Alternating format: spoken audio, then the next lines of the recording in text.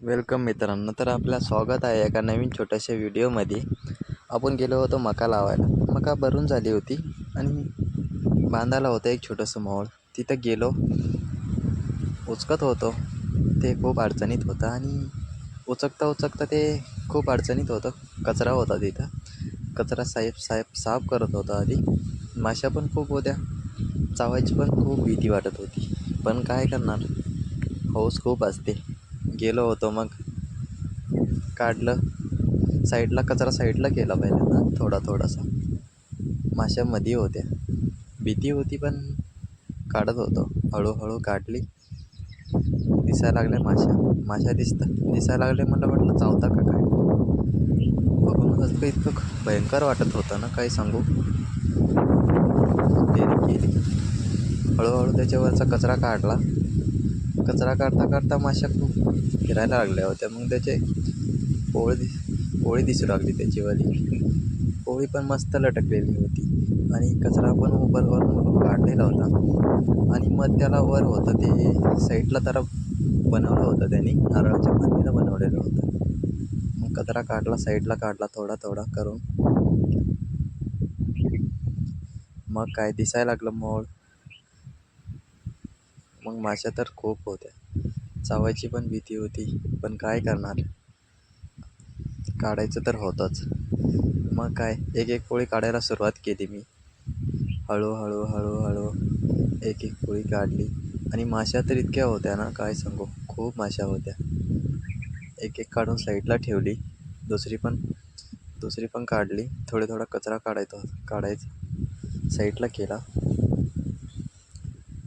दुसरी पण काढायची तयारी. दुसरी पण काढली आणि साईडला ठेवली. मग काय तिसरी पण काढायची तयारी. पण ते सारा अडचण होती, त्याच्यामुळं मी साईडला हे करून जरा ते साईडला केलं आणि ते साईडला त्याची फांदी काढायचे प्रयत्न करत होतो. फांदी काढता पूर्ण फांदी काढायची होती. त्याच्यामुळं थोडा कचरा साफ करून घेतला थोडासा, म्हणजे आपल्याला पोळी काढायला सोपं जावं म्हणून. सगळे पोळी काढली मी साईडला. कचरा काढून टाकला साईडला आणि दुसरीकडून जागा केली काढायला. त्याच्यामुळं आपल्याला पोळी काढायला सोपं जावं. आणि मोहोळ पण हे झाडाला नसतं बसलेलं, ते एका नारळाच्या फांदीला बसलेलं होतं, खाली टाकलेलं तोडून. आणि मग त्याची पोळी साईडला ओढून, ती फांदी साईडला ओढून काढली, आपल्याला पोळी काढायला सोपं जावं म्हणून. मग काय माश्या तर बघितल्या, बापरे, इतक्या माश्या जर चावल्या ना, हनुमान होईल डायरेक्ट. पण काय भीती नाही, त्याच्यामुळं डेअरिंग करायची. मग काय माश्यांना हात लावायचा, असं तसं करता एक परत माश्या काढायला. माश्या तर खूप होत्या. मग काय मध तर इतकं नव्हतं, पण नवीन बसलेलं होतं मग तिसरी पोळी पण काढली. चौथी पण काढायची तयारी आणि चौथी पण काढली. मध तर काय नव्हती, माशांची पिल्लं होते खूप सारे. आणि मग माश्या तर खूप होत्या त्याच्यात. काय करणार आता, मध खायची म्हटल्यावर काही पण करावं लागतं. 4 पोळ्या काढून झाल्या होत्या, 5वी छोटीशी होती. आणि मग काय काढायची होती. मग करता मध पण काढायचं होतं. मध हाताने हे करून घेतलं, पण भीती पण वाटत होती की माशी चावल मधून. खूप माश्या होत्या मध्ये. पण हात घातला आणि मध काढून घेतलं थोडं हाताने. मग काय करणार, इकडं होती मध्ये असा छोटासा पोळ होता. तो आमच्या मॅडमला सांगितला डबा घेऊन या इकडं. मॅडम तर खूप घाबरत होत्या. डबा घ्यायला पण त्याला खूप भीती वाटत होती. मग हळूहळू मध काढून घेतली तशीच. माश्या पण खूप येत होत्या त्याच्यात. मग हळूहळू डबा भरून घेतला आणि मॅडमने डबा पण पाडून दिला खाली. घाबरत होत्या मॅडम आमच्या. डबा ठेवून साईडला पळून गेली. काय हळूहळू आपलं काढत चाललं होतं मध